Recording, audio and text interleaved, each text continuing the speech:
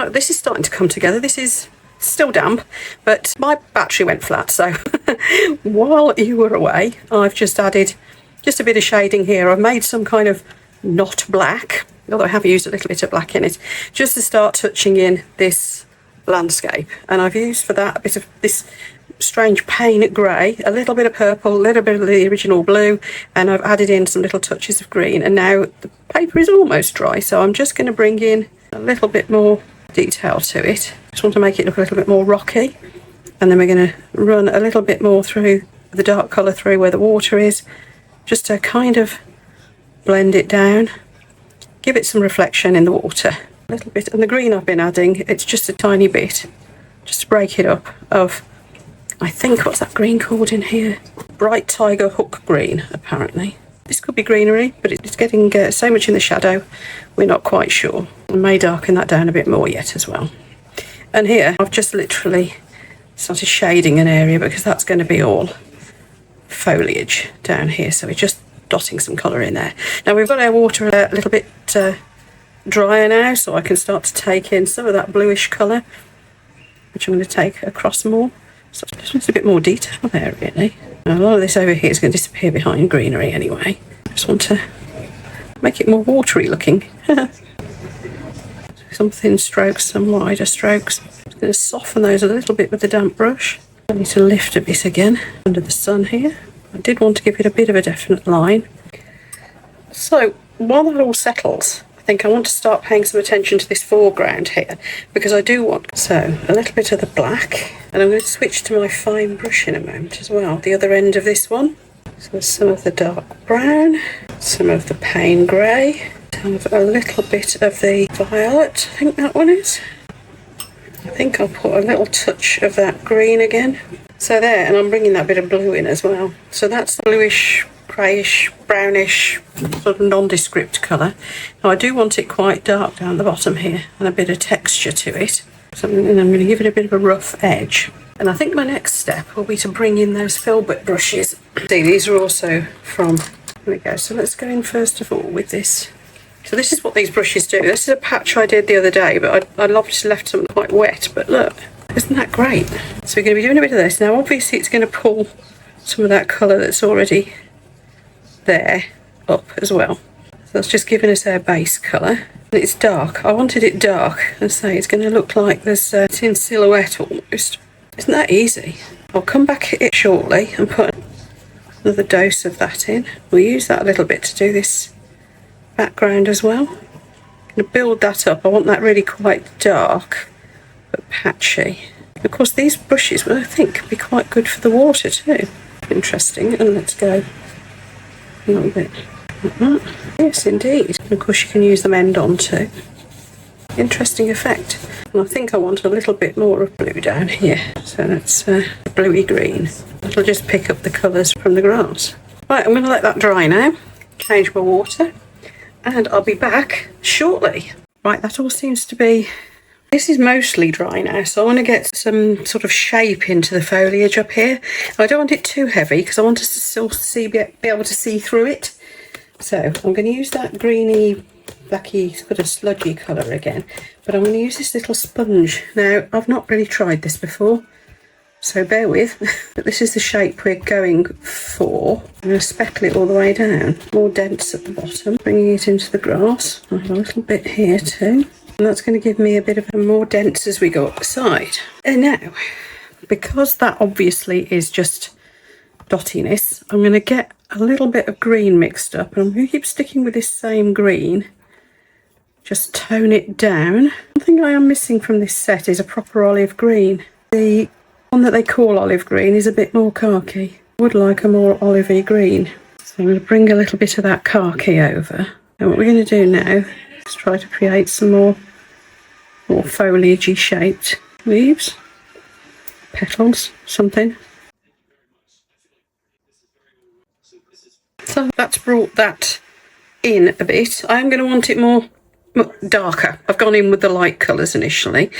This over here, this little landmass, I think I want to take that in darker still, so I'm going to go purple and green mix. I have to clean my paints up after. I'm a devil for not cleaning my brush in between, aren't I? I have to say these paints mix down very creamy.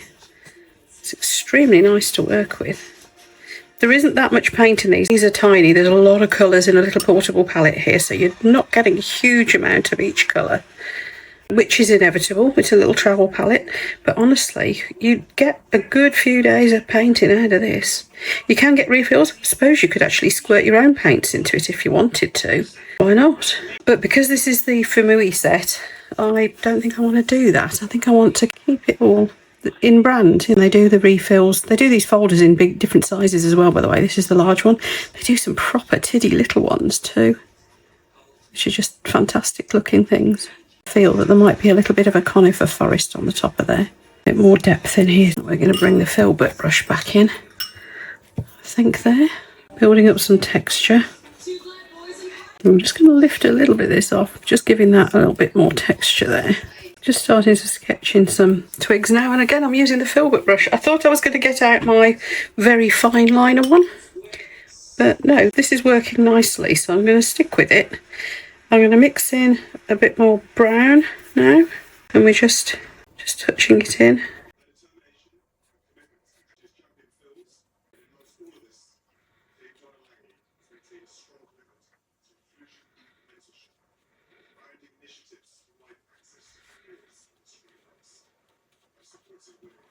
Right, I'm going to let that dry again. I just want to put in a bit more detail now. I think I want to put a bit more depth onto that green. I think I'm quite cool with what's going on over here. Maybe a little bit of water to blend that shadow line down. Maybe a little bit more detail on the water. I don't know. But largely, I think we're going to be almost there. So we'll let this dry. I'll be back shortly. Right, I'm getting quite happy with this, I think, for me, in my novice mode, as I am. I must remember to take it back off, though, to let that brush dry out. But we've got a little fine one at the other end, which I haven't tried yet. So let's point him up a bit. Now, I want to put a little bit more darker detail in this. And I think the easiest way to do that might be a dark purpley colour, something like this. And I'm going to take it straight from the palette, I think. Shall I? What is this one? Is it purpley? No, it's a deep blue. Where's that deep purple gone? A bit of that as well would be good. Is this it? And then let's bring that down a bit further with a bit of this dark brown. It is actually called dark brown. That's not being technical. And I am going to add a bit of black because that's still not dark enough for me. For what I want here. We're going to just touch in a little bit of detail in some of these leaves and also the branches and so on. I don't want too much because I want it to look a bit broken up, but where I've got the sea coming through here, I think I want to just take that down a bit, and I can use that bluey shade in here too, because whilst I want that sea to show through, I think I want it to be a little bit less in your face. Is that a technical term? Right, now I've got this pale, well, not pale, but very diluted, bluey, greeny, dark, don't know what it is, sort of muddy colour. I'm just going to put a little bit more water detail in while I've got this small brush on the go.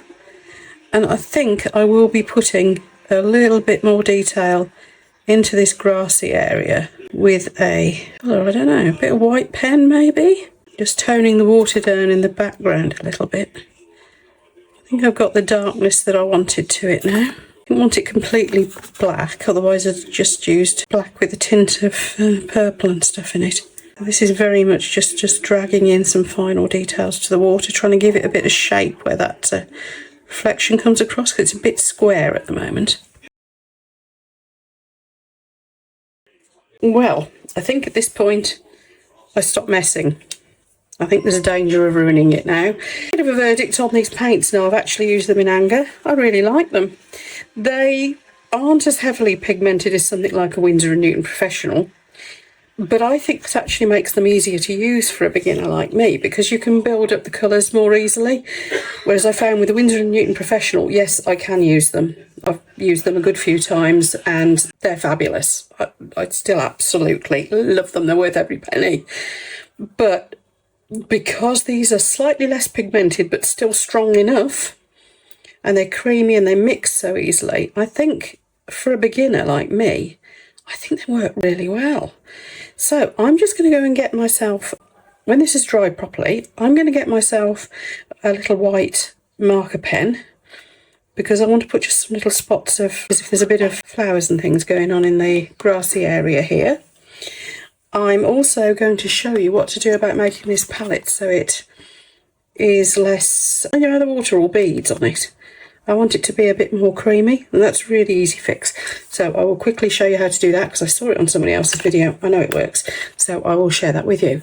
Back shortly. Okay, so I just wanted to add in a few little white dots. I'm going to put the tiniest one on the edge of the sun there. And here, down here, just going to put a few little patches, really tiny. This is just an acrylic marker, just to give it a little lift. I'm going to pop some in the leaves up here too. Just breaking it up a bit. So final details, just putting a little bit into the water. Now, this might be a bit sacrilege to serious artists out there, but I did just want a little bit more sparkle, which I probably could have done with leaving gaps in the white better. Just a little bit more sparkle though. This is probably cheating.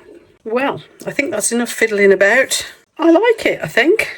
I keep telling you, I am such an amateur at this. I think I've got a lot to learn, but let me know what you think, folks. I would be grateful for any tips.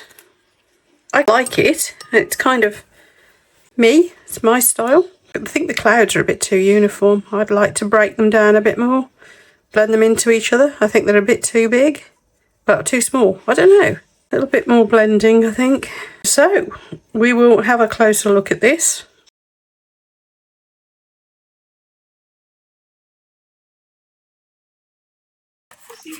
Right, now that thing I was going to show you that I had learnt from somebody else, forgive me, I can't remember who it is. I've been racking my brains while I've been waiting for this to dry.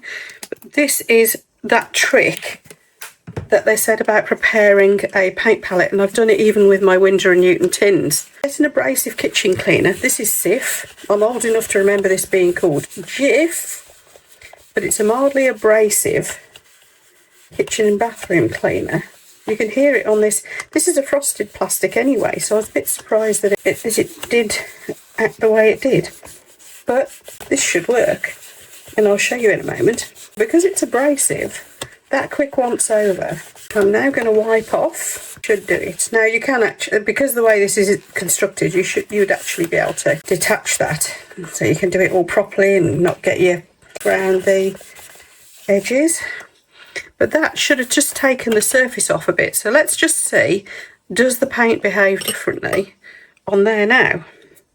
If so, that's proven the point. As I have done it with my tins, which have got painted lids. Better. Look, you see? That's not beading off and acting all silly. I'm getting a proper puddle of the colour. There you go, little tip for you that I picked up from someone else. But as you can see, that is behaving very differently to what the paint was before. There you go. Anyway, hope that was, well, vaguely interesting. Other than that bit, probably not terribly instructional. And probably if you're watching this, you already knew that. But hey, it is what it is. Let's bring you in for a close-up on my little picture. It is still drying, so I'll do another close-up at the end, just to really bring it together. So I'm now going to leave the tops off my brushes, let them dry properly. I'm going to point them off with my cloth before I throw it away, and we are done. I hope you enjoyed watching me learning this. I hope you like the picture. When this is all properly dry, I'll take some photos of it. I'll probably also cut it out so we can see what it's going to look like in a little frame, and I'll see you for the next one. Bye folks. Don't forget, tips in the comments for me. I am learning. I hope you're enjoying watching me learn, because I'm having extreme good fun with it. See you later.